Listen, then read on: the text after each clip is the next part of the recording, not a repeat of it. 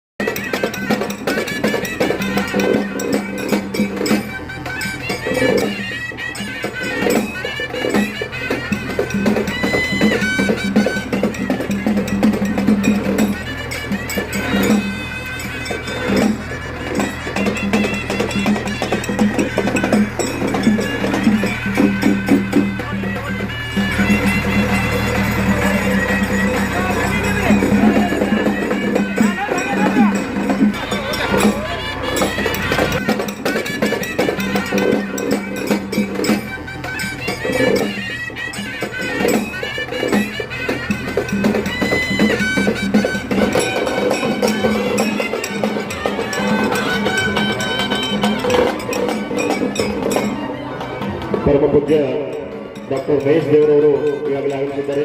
ನಾವೆಲ್ಲರೂ ಕೂಡ ಎದ್ದಿಟ್ಕೊಂಡು ಪರಮ ಪೂಜ್ಯರನ್ನ ಸ್ವಾಗತಿಸಬೇಕಾಗಿದೆ. ದಯವಿಟ್ಟು ಎಲ್ಲ ಗ್ರಾಮಸ್ಥರಲ್ಲಿ ಒಂದು ವಿನಂತಿ, ನಾವೆಲ್ಲರೂ ಕೂಡ ಕುಂಟಲಿ ಎದ್ದಿಟ್ಟು ಪರಮ ಪೂಜ್ಯರನ್ನ ಸ್ವಾಗತಿಸಬೇಕಾಗಿ ಕೇಳ್ಕೊತಾ ಇದ್ವಿ.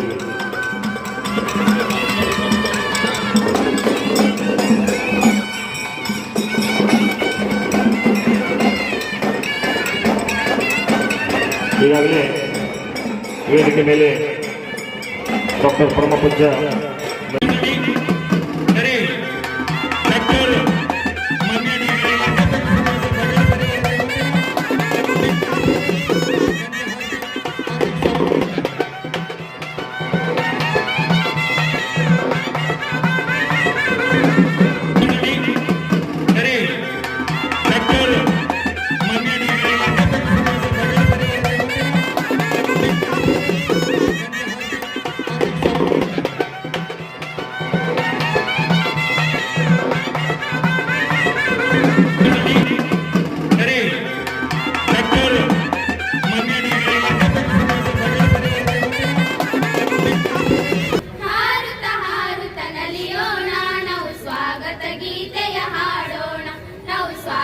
ಗೀತೆಯ ಹಾಡೋಣ. ನೀಲಗಗನದ ಹಕ್ಕಿಗಳಾಗಿ ಹಾರುತ್ತ ಹಾರುತ್ತ ನಲಿಯೋಣ. ನಾವು ಸ್ವಾಗತ ಗೀತೆಯ ಹಾಡೋಣ, ನಾವು ಸ್ವಾಗತ ಗೀತೆಯ ಹಾಡೋಣ. ಹಿಮಗಿರಿ ಸುತ್ತಿ ಬರುವೆವು ನಾವು ಚಿನ್ನದ ಪ್ರೀತಿಯ ತರಲು ಲಲಲ. ಕಡಲನ್ನು ದಾಟಿ ಬರುವೆವು ನಾವು ವಿಶಾಲ ಹೃದಯವ ತರಲು ಲಲಲ. ಹಿಮಗಿರಿ ಸುತ್ತಿ ಬರುವೆವು ನಾವು ಚಿನ್ನದ ಪ್ರೀತಿಯ ತರಲು ಲಲಲ. ಕಡಲನ್ನು ದಾಟಿ ಬರುವೆವು ನಾವು ವಿಶಾಲ ಹೃದಯವ ತರಲು. ಗಂಗಾ ಯಮುನಾ ನದಿಗಳ ಆಚೆ ಸ್ನೇಹ ಸಂದೇಶವ ಹೇಳೋಣ. ನಾವು ಸ್ವಾಗತ ಗೀತೆಯ ಹಾಡೋಣ, ನಾವು ಸ್ವಾಗತ ಗೀತೆಯ ಹಾಡೋಣ. ನೀಲ ಗಗನದ ಹಕ್ಕಿಗಳಾಗಿ ಹಾರುತ್ತ ಹಾರುತ್ತ ನಲಿಯೋಣ. ನಾವು ಸ್ವಾಗತ ಗೀತೆಯ ಹಾಡೋಣ, ನಾವು ಸ್ವಾಗತ ಗೀತೆಯ ಹಾಡೋಣ. ಇಂದಿನ ಈ ಸಮಾರಂಭದ ಅತಿಥಿಗಳಾದ ತಮಗೆ ಲಲಲ. ಕಾರ್ಯಕ್ರಮದ ಅಧ್ಯಕ್ಷರಿಗೆ ಗುರುಗಳಿಗೂ ಸಭಿಕರಿಗೂ ಲಲಲ. ಇಂದಿನ ಈ ಸಮಾರಂಭದ ಅತಿಥಿಗಳಾದ ತಮಗೆ ಲಲಲ. ಕಾರ್ಯಕ್ರಮದ ಅಧ್ಯಕ್ಷರಿಗೆ ಗುರುಗಳಿಗೂ ಸಭಿಕರಿಗೂ ಆರ್ಬಿಪಿ ಶಾಲೆಯ ಮಕ್ಕಳು ನಾವು ಸ್ವಾಗತವನ್ನು ಕೋರುವೆವು. ನಾವು ಸ್ವಾಗತ ಗೀತೆಯ ಹಾಡುವೆವು, ನಾವು ಸ್ವಾಗತ ಗೀತೆಯ ಹಾಡುವೆವು. ನೀಲ ಗಗನದ ಹಕ್ಕಿಗಳಾಗಿ ಹಾರುತ್ತ ಹಾರುತ್ತ ನಲಿಯೋಣ. ನಾವು ಸ್ವಾಗತ ಗೀತೆಯ ಹಾಡೋಣ, ನಾವು ಸ್ವಾಗತ ಗೀತೆಯ हाडोना, ನಾವು स्वागत गीतेय हाडोना. धन्यवाद. फार चांगल्या पद्धतीनं स्वागत गीत म्हणल्याबद्दल.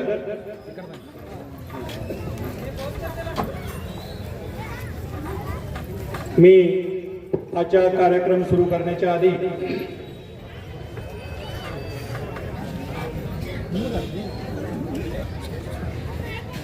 सचिव साहेबांना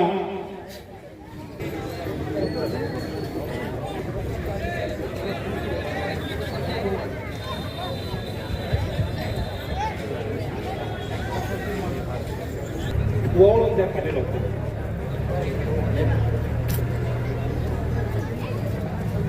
तुम्ही जाणार की सर.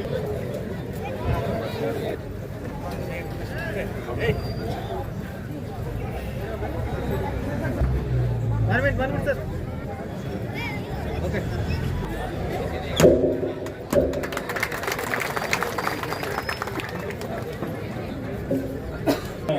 मनपूर्वक आभार मानतो.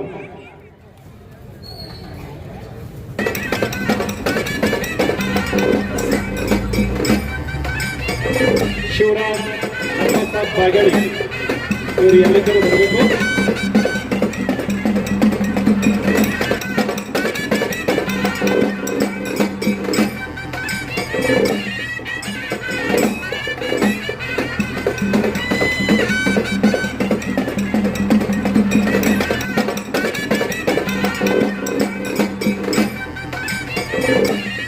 त्याच्यानंतर पुढचा कार्यक्रम घेऊ.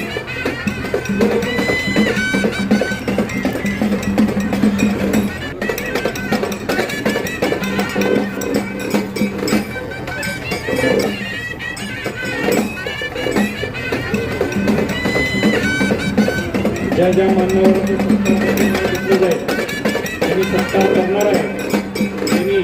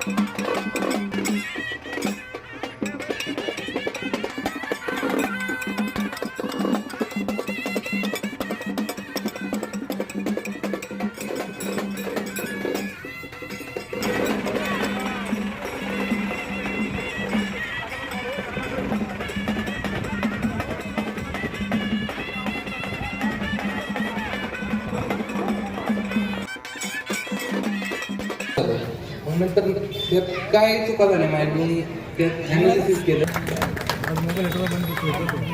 तुमच्या म्हणजे मुलांना तुम्ही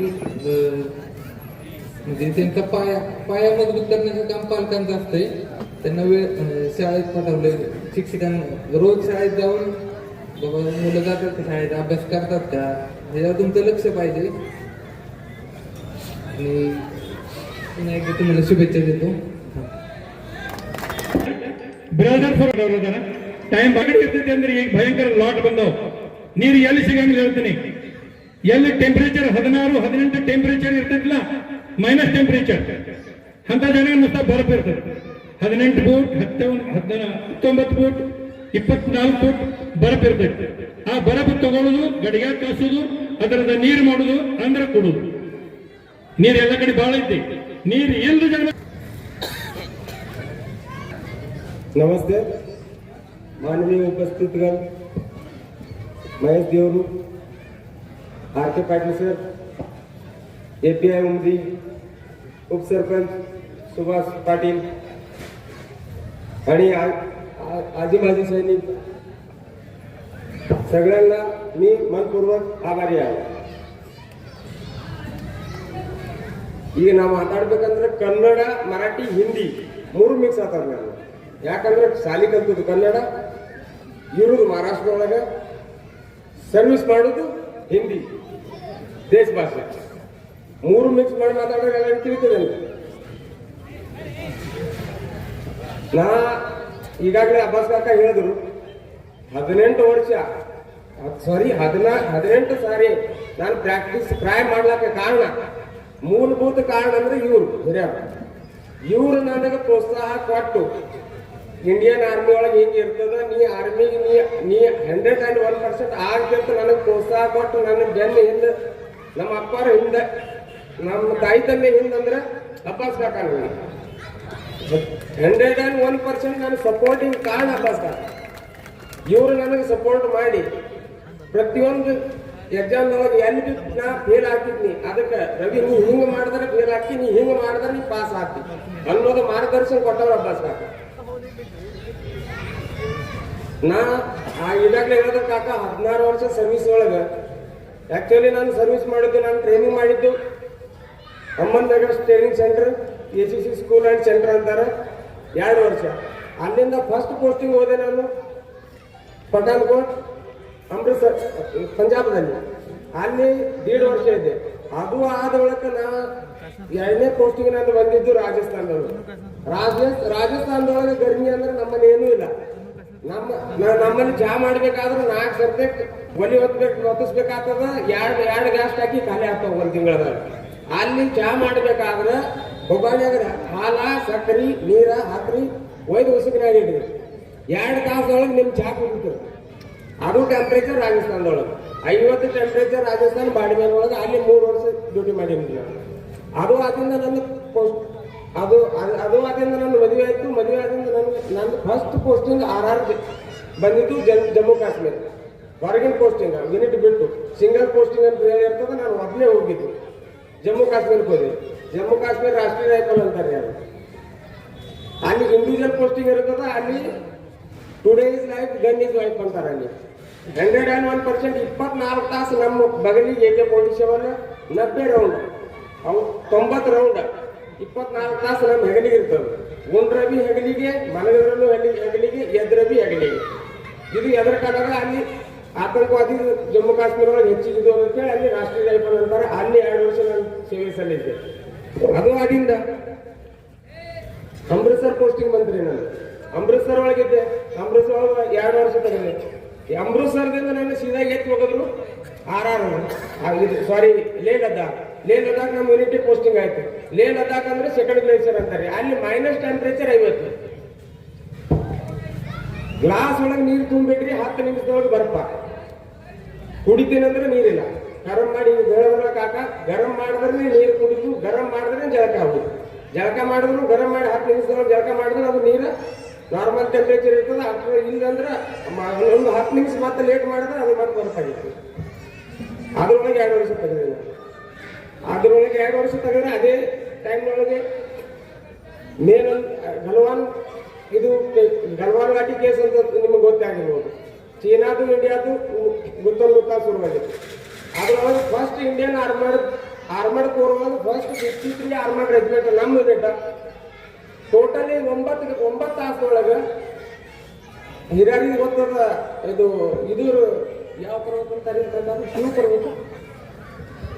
ಶಿವ ಪರ್ವತ ಅಂತಾರೆ. ಅಲ್ಲಿ ಸಾಧು ಮುನಿಗಳು ಹೋಗಿ ಹಿಂದಿನ ಕಾಲದೊಳಗೆ ತಪಸ್ಸೆ ಮಾಡ್ತಿರಲ್ಲ. ನಮ್ಮ ಹೈಟ್ ನಮ್ದು ಭೂಮಿ ಇಲ್ಲಿ ಹೈಟಿಗೆ ಅಲ್ಲಿ ಹೈಟಿಗೆ 24 ಕಿಲೋಮೀಟರ್ ಡಿಸ್ಟೆನ್ಸ್ ಅದು ಎತ್ತರ ಮ್ಯಾಗದ್ರಿ ಅದು. ಅಲ್ಲಿ ನಾವು ಹೋಗಿ ನಿಂತೇವಂದ್ರೆ ನಮ್ಗೆ ಮಾಡೋದು ಹಿಂಗೆ ಸೀದಾ ಬರ್ತಾವೆ. ನಮ್ಗೆ ಅನಿಸ್ತದ ನಾವು ಮಾಡ್ಲಿಕ್ಕೆ ತಿರ್ಗಾಡಕ್ಕೆ 10 ನಿಮಿಷದೊಳಗೆ ಮೈನಸ್ ಟೆಂಪರೇಚರ್ ಆ ಥರ. ಅಲ್ಲಿ ಮೂರು ತಿಂಗಳ ಚೈನಾದ ಮುಂದೆ ಇದು ಚೈನಾದವರು ಇದು ನಾವು ಇದರ ಬದಲ 3 ತಿಂಗಳು ಕುಂತಿದ್ದೆವು. ಕಾಸ್ಕೊಂಡು ಕುಡಿಲಾಕ ಫಸ್ಟ್ ದಿನ ಆಪರೇಷನ್ ಆದ ದಿನ ಫಸ್ಟ್ ದಿನ ನಾವು ಹೋಗಿ ನಿಂತ್ರೆ 3 ದಿನ ನಮಗೆ ಪುರಿ ಇಲ್ಲ, ನಾಷ್ಟಾ ಇಲ್ಲ, ಊಟ ಇಲ್ಲ, ನೀರಿಲ್ಲ. ಯಾರಾದ್ರೂ ಇದು ಟ್ರ್ಯಾಕ್ಟರ್ ಟೈರ್ ನೋಡ್ರಿಲ್ಲ ನೀವು. ಹಿಂದಿನ ಟೈರ್ನಾಗ ನೀರು ತುಂಬ್ತಾರೆ. ಹಂಗೆ ನಮ್ಮ ಆರ್ಮಿ ವೆಹಿಕಲ್ ಏನಿರ್ತಾವಲ್ಲ, ಆರ್ಮಿ ಗಾಡಿಗಳು ರನ್ ಗಾಡಿ ಬಿಟ್ಟು ಟ್ರಕ್ಗಳು ಲೋಡಿನ ಕಾಲ ಸ್ಲಿಪ್ ಆಗಬಾರ್ದು ಟೈರ್ ಒಳಗೆ ನೀರು ಹಾಕ್ತಾರೆ. ಆ ಟೈರ್ ಒಳಗಿನ ನೀರು ಕುಡಿದು 3 ದಿನ ನಾವು ಚೈನಾದ ಮುಂದೆ ನಿಂತೇವೆ. ಬದುಕಲ್ಲ. ಅದಕ್ಕೆಲ್ಲ ಕಾರಣ ಟ್ರೈನಿಂಗ್ ಕಾರಣ, ನಮ್ಮನ್ನ ಹಚ್ಕೊಟ್ಲಾಕ ಕಾರಣ ಎಲ್ಲರೂ ಇಲ್ಲಿ ಯಾರು ಕೂತಾರಲ್ರಿ ಇವ್ರ ಕಾರಣ. ಇವ್ರದಿಂದ ನಾ ಇಲ್ಲಿ ಬಂದು ನನ್ನ ಮನಸ್ಸಿನ ನನ್ನ ಇದ್ರೊಳಗೆ ಲೈಫ್ನೊಳಗೆ ಇದು ಮಾಡ್ಕೊಳ್ಳೋದು ಆಗೋದಿಲ್ಲ. ನಾನು ಈ ಜಾಗಕ್ಕೆ ಇಂಥ ಜಾಗಕ್ಕೆ ಬಂದು ನಿಂತು ಒಂದು ದಿನ ಇಷ್ಟೆಲ್ಲ ಊರ ಮುಂದೆ ಹಿರಿಯರ ಮುಂದೆ ನಿಂತು ಮಾತಾಡು ಲೆವೆಲ್ಗೆ ನಾನು ಬೆಳಿತೀನಿ ಅಂತ. ಇದಕ್ಕೆಲ್ಲ ಕಾರಣ ನೀವು ಊರ ಹಿರಿಯರು ಮತ್ತೆ ಇಲ್ಲಿ ಎದಾರಲ್ಲ ನಮ್ದು ಮಾಜಿ ಸೈನಿಕರು, ನಮ್ಮ ಹಿರಿಯರು, ನಮಗೆ ಇವರೇ ಹಿರಿಯರು. ನಮಗೆ ಪ್ರತಿಯೊಂದಕ್ಕೆ ಪನಿಷ್ಮೆಂಟ್ ಅಂತಾರ. ನಾವು ನಮ್ಮಲ್ಲಿ ಮನೆಯವ್ರು ನೀವು ಬುದ್ಧಿ ಹೇಳ್ಬೇಕಾದ್ರೆ ಏನ್ ಮಾಡ್ತೀರಿ? 2 ಬೈಗಳ ಬೈತೀರಿ. ಅಲ್ಲಿ ಬೈಗಳ ಬೈಯಲ್ರಿ ನಾವು. ಬೇಗಳ ಭಾಳ ತಂದು ಬೈತಾರೆ. ಬೇಗಳ ಬೈತಾರೆ ಖರೆ ಭಾಳ ತಂದು ಬೈತಾರೆ. ಬೇಗಳಕ್ಕಿಂತ ಹೆಚ್ಚಿಗೆ ಏನು ಮಾಡಲ್ಲ. ತಮ್ಮ ನೀವು ತಪ್ಪು ಮಾಡಿದಿಲ್ಲ ಟೀಕ ಊಟಕ್ಕೆ ಬರ್ತದೆ ಶುರು ಊಟ ಬಸಿ ಮಾಡಿ, ಇಲ್ಲಂದ್ರೆ ಲೋಂಗಪ್ಪ ಇನ್ನೇನು, ಇಲ್ಲಂದ್ರೆ ಕೊಂಡ್ರು ಶುರು ಮಾಡ್ಲಾಗ ಅವ್ರು. ಇದಕ್ಕೆಲ್ಲ ಕಾರಣ ಇದು ಎದಕ್ಕೆ ಮಾಡ್ತಾರೆ ಸರ್? ಮಾಡಿಸ್ತಾರ ನಮ್ಮ ಶರೀರ ಫಿಟ್ ಇರ್ಬೇಕಂತೇಳಿ ಮಾಡಿಸ್ತಾರ. ಇವ್ರು ಮಾಡಿಸೋದ ಕಾರಣಕ್ಕೆ ನಾವು 3 ದಿನ ಅಲ್ಲಿ ಬರೀ ನೀರು ಮೇಗಿದ್ವಿ. ನಾವು 4ನೇ ದಿನ ಮುಂಚೆನೇ ಎದ್ದು ನಾವು ಪುರೇ ಬಂದಿದ್ದು, ಗರಂ ಪುರೇ ಬಂದಿದ್ದು. ಖರೆ ಅವ್ರು 3 ದಿನ ಪೈಲೆ ಮಾಡ್ತಿದ್ದು. ಅದ್ರ ತಿನ್ಬೇಕಾದ್ರೆ ನೀರ್ನಾಗ ಎದ್ದಿ ಅರ್ಧ ತಾಸು ನೆನೆಯಾಕಿಟ್ಟು ಆಮೇಲೆ ತಿಂದಿದ್ದು. ಹಂಗೆ ತಿನ್ನೋದಕ್ಕೆ ಬಂದಿದ್ವಿ. ಇದನ್ನೆಲ್ಲ ಹೇಳ್ಬೇಕಂದ್ರೆ ಕಾರಣ ನೀವು ದೇಶ ಸೇವೆ ಅನ್ನೋದು ನಾರ್ಮಲ್ ಕಾಕ ಅಂತಾರಲ್ಲ, ಇವ್ರಿಗೆ ಬಿಡು ಗೌರ್ಮೆಂಟ್ ಮಿಲಿಟರಿನವ್ರಿಗೆ ಎಲ್ಲ ಫ್ರೀ ಸಿಗ್ತಾವ್ರಿ. ಯಾರು ಇದು ಇಲ್ಲ. ಈ ಬೇಡಿಕೆಲ್ಲ ಸಿಗ್ತದೆ ಮಿಲಿಟರಿನವ್ರಿಗೆ, ಬೇಡಿಕೆಲ್ಲ ಸಿಗ್ತದ್ರಿ. ಆದ್ರೆ ಅದ್ರ ಹಿಂದೆ ಬಹಳ ಬರ್ತದೆ. ಅದ್ರ ಹಿಂದಿಂದ ದುಃಖ ಏನದ ಅನ್ನೋದು. ಇವಾಗ ನಾನು 7 ತಿಂಗಳ ಸುಟ್ಟಿ ಬಂದಿದ್ದೀನಿ. ನಾನು ಆಪರೇಷನ್ ಸಿಂಧೂರ್ ಆಯ್ತು. ರೈಲ್ವೆ ಸ್ಟೇಷನ್ ಒಳಗೆ ಇಳಿದೇನ ಪೂಜಾರಿ ಅವ್ರು ಬಂದಿರು. ನಮ್ಮ ಮಲ್ಲು ಪೂಜಾರಿ ಕರ್ಕೊಂಡು ಬರ್ಬೇಕು ಬೋಲೋರ ತಗೊಂಡು. ಇನ್ನು ಅರ್ಧ ಹಾದಿ ಆಗಿದ್ದೆವು. ಬೋಲೋರ್ದಾಗ ಕೂತು ಬರ್ಲಾತಿದ್ದೆವು. ಫೋನ್ ಗೊತ್ತು ಮಲ್ಲು ಪೂಜಾರಿ ಅಂದ್ರೆ ಯಾಕ್ರಿ ಗೌಡ್ರ ಹಿಂದೆ ಮುಂದೆ ನೋಡ್ಲಾತ್ರಿ. ಪೂಜಾರಿ ಇಲ್ಲಿದ್ದು ಹೊಳಸರಿ ಟೀಕೆ ಆಗ್ತದ್ರಿ ಅಂತ फोन बंद तो वापस ऑपरेशन सिंदूर हो गया, रविंदर तू वापस आ जाना। मैंने बोला साहब बात ये है, मैं अभी घर जाने के लिए आधे रास्ते में हूँ, एक बार घर जाता हूँ, माँ बाप से मिल लेता हूँ और घर जाके बच्चे भी मेरे साथ में, बच्चे को घर छोड़ देता हूँ, फिर उसके बाद वापस आता हूँ। और तीसरे दिन में वापस आके ड्यूटी पे रिपोर्ट करती हूँ। 3 दिन ಹೋಗಿ ರಿಪೋರ್ಟ್ ಮಾಡಿದ್ದೆ। ಇದಷ್ಟೇ ಹೇಳೋದ್ರಿ। ಇನ್ನು ಇದಕ್ಕಿಂತ ಹೆಚ್ಚಾಗಿ ಹೇಳ್ಬೇಕಂದ್ರೆ ಇವಾಗ ಎಲ್ಲರೂ ಹೇಳ್ತಾರೆ, ಎಲ್ಲರೂ ಮಕ್ಕಳಿಗೆ ಕಲಿಸ್ತಾರೆ. ನಾನೇ ಕಲಿಸ್ತೀನಿ, ನನ್ನ ಮಕ್ಕಳಿಗೆ CBSE ಪ್ಯಾಟರ್ನ್ ಕಲಿಸ್ತೀನಿ, ಅವ್ನು ಕಲಿಸ್ತೀನಿ. ಸ್ಕೂಲ್ನೇ ತಿನ್ನೋದು ಶುರುವಾಗಿದೆ. ಇದೆಲ್ಲ ಕೈಲೇ ತಿನ್ನೋದು ಕಡಿಮೆ, ಎಲ್ಲ ಸ್ಕೂಲ್ನೇ ತಿಂತಾರೆ ಈಗ. ನಾವು ಕರೆಗೆ ಇದ್ರ ಸಂಗಾಟಿ ನೀವು ಒಂದು ಸ್ವಲ್ಪ ಹುಡುಗರಿಗೆ ಶಾರೀರಿಕ ರೂಪದಿಂದ ಅವ್ರನ್ನ ಸದೃಢ ಇಡ್ರಿ, ಅವ್ರಿಗೆ ಮಾನಸಿಕ ದೃಷ್ಟಿಯಿಂದಲೂ ಇದು ಮಾಡ್ರಿ. ಪ್ರತಿಯೊಂದು ಎಲ್ಲರೂ ಪ್ರತಿಯೊಬ್ಬ ಮಕ್ಕಳಲ್ಲಿ ಡಾಕ್ಟರ್ ಇಂಜಿನಿಯರ್ ಆಗ್ಬೇಕಂತೇನಿಲ್ಲ. ಒಬ್ಬ ಮಗ ಇಲ್ಲಿ ಭಾರತ ದೇಶದೊಳಗೆ ಭಾರತ ಮಾತೆ ಒಳಗೆ ಭಾರತವ್ಯಾಪಿ ಮಹಿಳೆ ಒಳಗೆ ಹುಟ್ಟಿದವರು ಡಾಕ್ಟರ್ ಇಂಜಿನಿಯರ್ ಆಗ್ಲಿಕ್ಕೆ ನಡೀತದ. ಆದ್ರೆ ನಾರ್ಮಲ್ ದೇಶ ಸೇವೆ ಮಾಡಕ್ 15 ವರ್ಷ ದೇಶ ಸೇವೆ ಮಾಡಿದ್ರು ಅವರು ಜನ್ಮ ಉದ್ಧಾರ ಆಗ್ತದೆ ಅಂತ ಹೇಳಕ್ ನಾನು ಇಷ್ಟಪಡ್ತೀನಿ. ಜೈ ಹಿಂದ್, ಜೈ ಕರ್ನಾಟಕ, ಜೈ ಮಹಾರಾಷ್ಟ್ರ. ಧನ್ಯವಾದ ರವಿ, ನಿನ್ನ ಚರಿತ್ರೆ ಹೇಳೋದ್ರ ಬದಲ ರವಿ ಅಂತ ಹೇಳೋದ್ರೊಳಗೆ ಒಂದು ಮಾತು ಹೇಳಿದ್ರು, ಸಚಿನ್ ಗ್ಲೇಷಿಯರ್ ಅಂತ ಹೇಳಿ. ಸಚಿನ್ ಗ್ಲೇಷಿಯರ್ 87 ನಾವು ಬಾರ್ಡರ್ ಶೇರ್ ಮಾಡಿದೆವು ಪಾಕಿಸ್ತಾನ. 87 ರವಿ 89 ಹುಟ್ಟೇನ, ಅದಕ್ಕೆ ಮೊದಲ ನಾವು ಪಾಕಿಸ್ತಾನ ಬಾರ್ಡರ್ ಶೇರ್ ಮಾಡಿದಾಗ 87 ನಾವು ಪಾಕಿಸ್ತಾನ ಬಾರ್ಡರ್ ಶೇರ್ ಮಾಡಿದ್ದೇವೆ. ಅವಾಗ 3 ತಿಂಗಳ ಇಲ್ಲಿ ಬಟ್ ಹಿಡಿದ ಮುಂದಿನ ಕೈ ಅಟ್ಟೆ ತೊಳಿತಿದ್ದವು, ಬಾಯಿಲೆ ಊಟ ಅಷ್ಟೇ ಮಾಡ್ತಿದ್ದವು. ಆದ್ರ 3 ತಿಂಗಳು ಜಳಕ ಮಾಡಲಿಲ್ಲ, ನೀರೇ ಇರ್ತಿದ್ದಿಲ್ಲ. ಜಳಕ ಎಲ್ಲಿದು ಮಾಡೋದು? ಇದ ಮಾರಿದೆಲ್ಲ ಅರಿವಿ ಹಾಕಿ ಹಿಂದೆಲ್ಲ ಆ ಶಾಖ ಕಟ್ಟು ಬಳಕ ಹೇಗೆ ಕರ್ಗಾಗಲ್ಲ ಆ ಟೈಪ್ ಕರ್ಗಾಗ್ಬಿಟ್ಟಿದೆ. ಅಂತ ಜಗನಾಗಿ ಎಲ್ಲ ಇಲ್ಲಿ ಕೂತಂತ ಮಹಾನ್ಯರ ಇದಾರಲ್ಲ, ಅಂತ ಜಗನಾಗ ಸಚಿನ್ ಗ್ಲೇಷಿಯರ್ದಲ್ಲಿ ಸರ್ವಿಸ್ ಮಾಡಿ ಬಂದದವರದಾರ. ಅದರೊಳಗೆ ಒಂದು ರೂಪ ನಮ್ಮ ರವಿ ಈ ಸಮುದ್ರದಲ್ಲಿ ತೀರ್ಕೊಂಡು ಕಿಶಿಂದ ಕಡೆಯಕ್ಕಾಗಿ ಬಂದುಬಿಟ್ಟಿದ್ದಾನ. ಬಹಳ ದೊಡ್ಡ ಚಂದು ಅಣ್ಣಂದ ಮತ್ತು ವೈನಿದ ಆಶೀರ್ವಾದ, ನಮ್ಮ ಪರಮ ಪೂಜ್ಯ ಮಹೇಶ ದೇವರು ಅಪ್ಪಾಜಿಯವರು, ಮಾನ್ಯ ಡಾಕ್ಟರ್ RK ಪಾಟೀಲ್ ಸರ್ ಆಶೀರ್ವಾದ ನನಗೆ ಭಾಳ ಐತಿ. ಯಾಕಂದ್ರೆ ಸಂಘದಾಗ ಎಟ್ಟ ಎಲ್ಲಾರು ಸರ್ವಿಸ್ದವ್ರು ಅದಾರ. ಮಾನ್ಯ ಡಾಕ್ಟರ್ RK ಪಾಟೀಲ್ ಸರ್ ಆಶೀರ್ವಾದ, ನಮ್ಮ class teacher RK Patil sir ಅವರು, ನಮಗೆ ಕಲಿಸಿದವರು, ನಮ್ಮ ಗುರುಗಳು. ಇಂಥ ಒಂದು ದೊಡ್ಡ ವ್ಯಕ್ತಿ ಆಶೀರ್ವಾದದಿಂದ ನಮ್ಮ ಊರಲ್ಲಿ 18 ಮಂದಿ ನಾವು ಮಿಲಿಟರಿ ಸೇವೆಯನ್ನು ಸಲ್ಲಿಸಿ ಬಂದಿದ್ದೆವು. ಇನ್ನೊಂದು 4 ಮಂದಿ ಸೇವೆ ಮಾಡಲಾಗುತ್ತಿದ್ದಾರೆ. ಅವ್ರದ್ದು ನಾವು ದಾರಿ ಕಾಯ್ತೇವೆ. ಇನ್ನ ಇರ್ಗಿ ಹೆಚ್ಚು ಮಟ್ಟದಲ್ಲಿ ನಮ್ಮ ಊರಿನ ಮಕ್ಕಳು ಈ ದೇಶ ಸೇವೆ ಸಲುವಾಗಿ ಹೋಗ್ಬೇಕಂತೇಳಿ ನಾವು ಆಶಾ ಪಡ್ಕೋತೇವೆ. ಯಾಕಂದ್ರೆ ಎಲ್ಲಕ್ಕಿಂತ ಶ್ರೇಷ್ಠ ನಮ್ಮ ದೇಶ ಭಾರತ ಮಾತೆಯ ಸೇವಾ ನಾವು ತಿಳ್ಕೊತೇವೆ. ಆದ್ರೆ ನೀವು ಹೆಂಗ್ ತಿಳ್ಕೊತೀರಿ ನನಗೆ ಗೊತ್ತಿಲ್ಲ. ಆದ್ರೆ ಎಲ್ಲಕ್ಕಿಂತ ಫಸ್ಟ್ ಪ್ರಯಾರಿಟಿ ದೇಶ ಸೇವಾ, ನಮ್ಮ ಭಾರತ ಮಾತೆಯ ಸೇವಾ ಅಂತೇಳಿ ನಾವು ತಿಳ್ಕೊತೇವೆ. ನಾವು ಆಶಾನು ಇಟ್ಕೋತೇವೆ. ನಿಮ್ಮ ಮಕ್ಕಳಿಗೆ ಕೂಡ ನೀವು ಏನ್ರೆ ಸಜೆಷನ್ ಕೊಟ್ಟು ಈ ದೇಶ ಸೇವೆ ಮಾಡ್ಲಿಕ್ಕೆ ಕಳ್ಬೇಕಂತೇಳಿ ತಮ್ಮೆಲ್ಲರಿಗೆ ದಯವಿಟ್ಟು ಒಂದು ವಿನಂತಿ ಮಾಡ್ತೀನಿ.